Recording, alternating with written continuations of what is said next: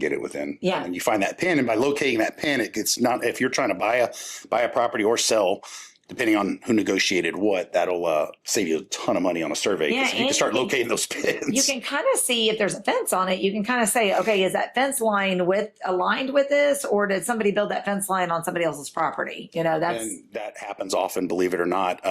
With land, a lot of times what people don't realize, that land's been around a whole hell of a lot longer than we have, right?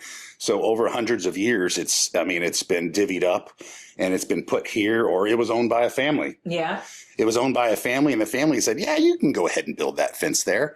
And then those people go to sell, and then it becomes a dispute. So there's a lot of things that go involved with land. A lot of the front end stuff can be avoided by doing the work on the front end. So that's huge.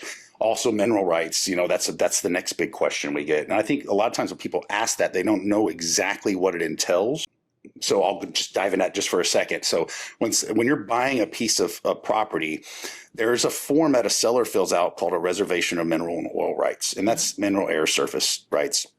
And if that's not filled out, it's left to be undetermined. No, it's left to be assumed that the new buyer gets whatever rights. Okay, not undetermined, assumed. Right. Okay. But being that's, like I said, the hundreds of years, there might be 0.5% of mineral rights owned on that property. I had a 230 acre ranch in Hondo where the lady only owned 1% of the rights, but it was enough to pay her taxes. So those are things you need to look at before buying a property.